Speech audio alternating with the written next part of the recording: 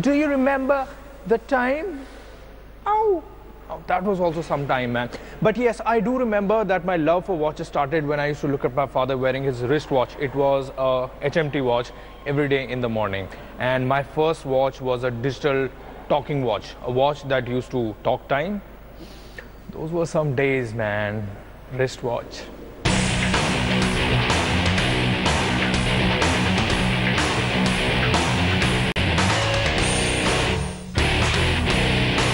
So people, today I'm revisiting a childhood love of mine. These babies made me drool as a 10-year-old kid, and I guess the 10-year-old in me still gets weak in the knees when I strap on one of these. Today I'm strapping GShock's GWG 1000, and I can't wait to put its Mudmaster title to the test. I'm outdoors, I'm strapped, and I can't wait to get rugged.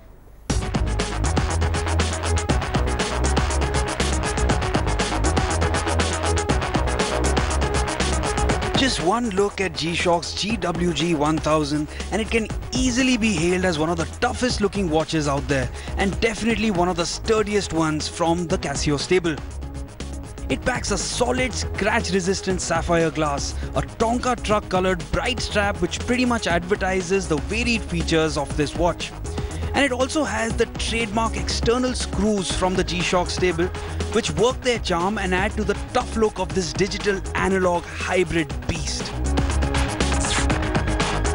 It packs double LED illumination for uncompromised visibility and also has tough solar power. This is definitely a watch constructed and designed for a variety of tough terrains. The buttons are protected against mud and dust, which help to relieve shocks to ensure seamless functioning of the watch. So enough of the jibber jabber. What I want to check is what kind of shocks can this GShock actually endure. Sorry Casio, but I have to see what it's made of.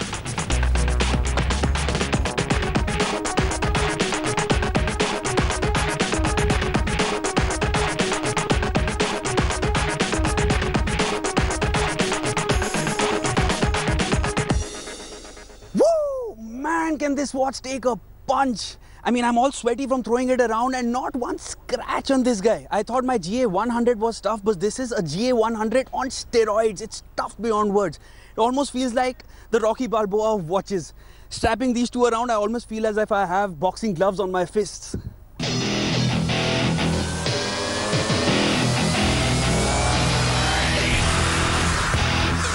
So apart from being rock solid, this watch also has a number of other features. It has a built-in sensor that measures altitude, a compass bearing readout to help users pinpoint the right direction, as well as a barometer which is useful for predicting weather changes and also monitors air temperature from -10 degrees Celsius to 60 degrees Celsius. That will definitely come in handy in India in this heat. All in all, this watch is a perfect companion for rangers and rescue crews. It's easily a trekker's delight and is ideal for rough terrains, jungles and desert safaris. Now we've thrown this watch around enough, and I have to say that it has easily passed our survivor test with flying colors.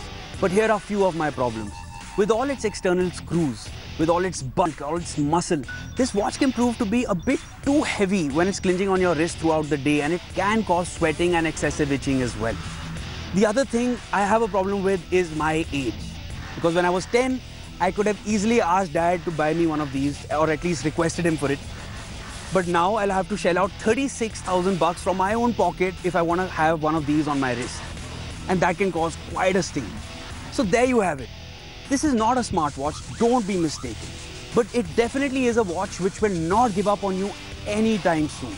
And it is every child, boy and man's delight because it has this subtle ability of bringing out the 10-year-old in you.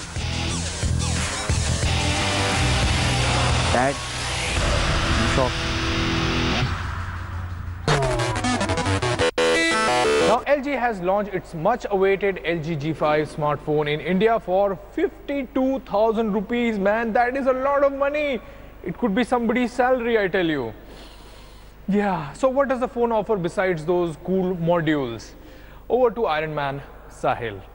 Just like Gaurav's bald head has kind of become boring for us, many people have told me that premium smartphones are also becoming boring. They are iterative, they are not innovative.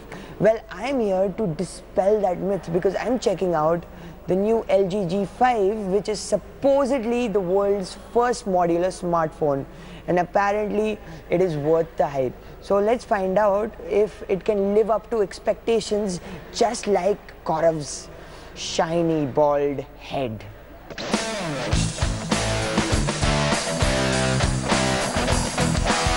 Well, there is a lot to like about the new G5. For starters, it is seemingly LG's first full metal-bodied smartphone, and that's always a good thing because LG smartphones always had these chintzy plastic bodies which kind of look cheap.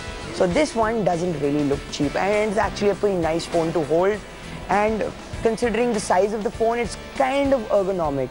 Its display is really gorgeous. Also, it gets these two awesome cameras on the back. One is a 16 megapixel sensor, which is more or less the same that was found on the G4, but LG has tuned it to death, and in daylight it is as good as the Galaxy S7, if not better. In low light it falls short, but it is more realistic in terms of image quality.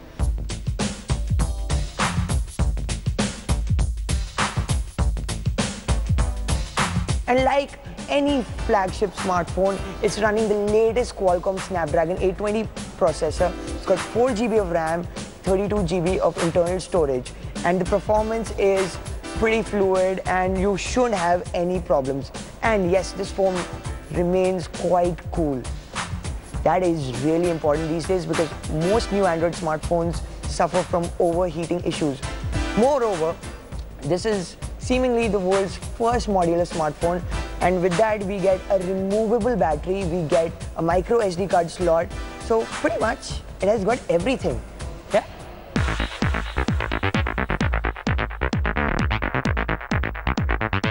While on paper the G5 has everything that you would desire for a very expensive smartphone, and seemingly it even has the performance, when you dive deeper you will find flaws. For instance, this build quality isn't best in class. It's not even close to being that.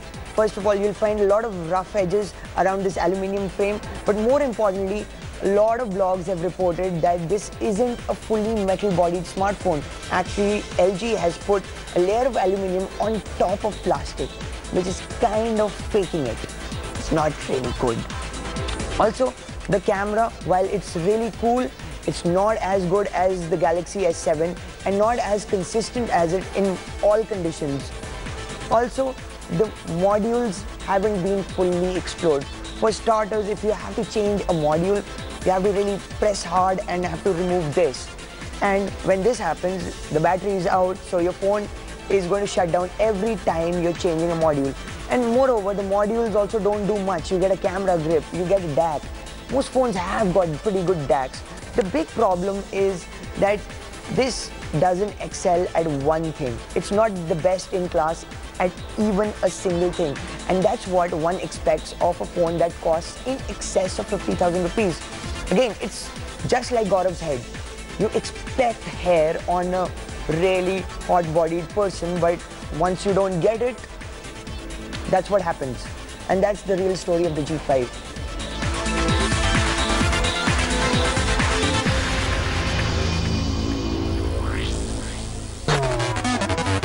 Now, it seems that the Chinese brands are not happy with the budget smartphone tag that people have given them. So they are trying to move up the segment. After Xiaomi, Coolpad has also decided to launch a mid-segment smartphone, a 20-plus smartphone. It's called the Coolpad Max. And here is our review.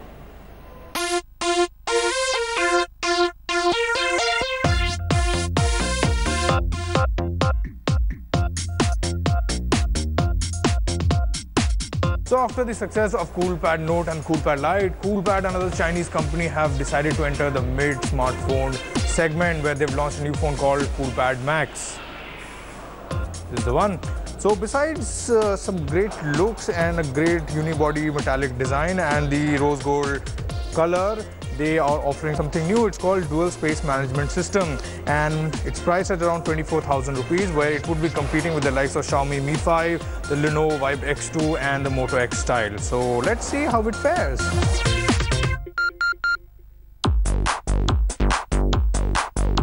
Coolpad has not been able to create much hype, say as the Xiaomi, Meizu or Leico.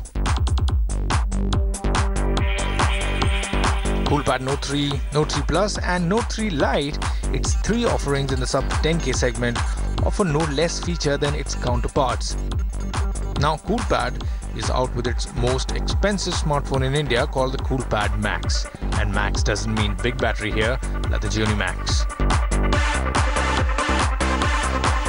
The USP of the Coolpad Max is the dual system.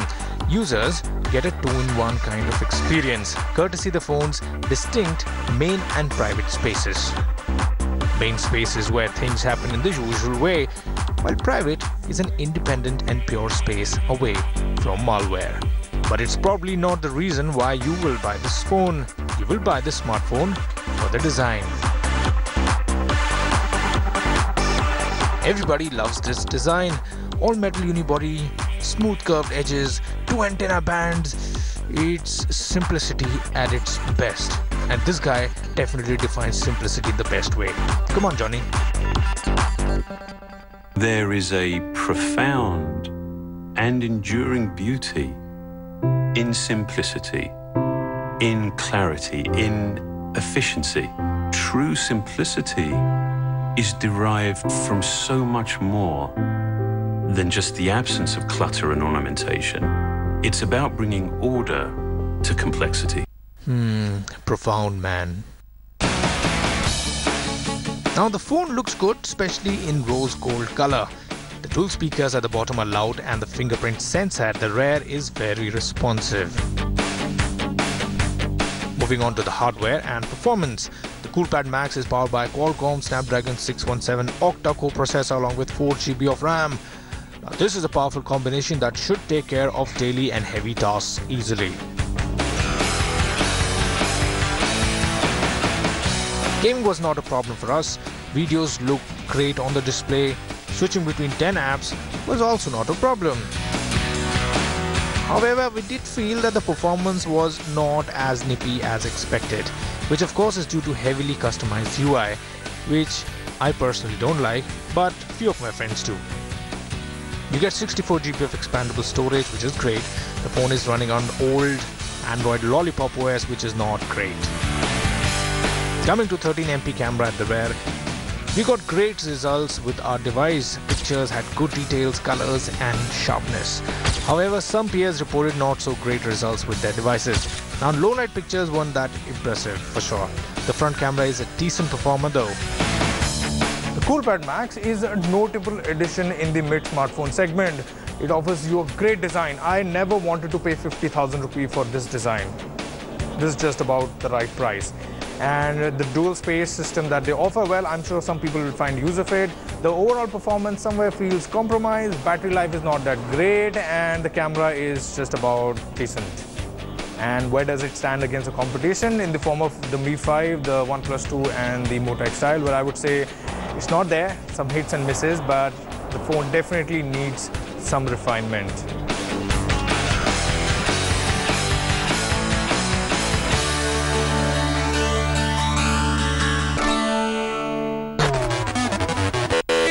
So yes, this year Apple would be launching the new iPhone 7. There is still some time for that, but then rumors and leaks are doing the round and we thought we'll keep you updated with what all we know so far. So here are the top 5 rumors and leaks of the iPhone 7.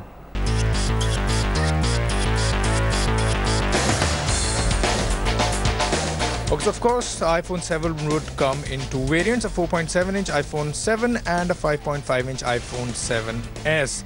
And you never know, maybe after 2 months you could also see an iPhone 7 SE, a 4-inch model, because Apple believes that the iPhone SE, the smaller variant, has been doing well and some people like it. So yeah, small iPhone with big specs.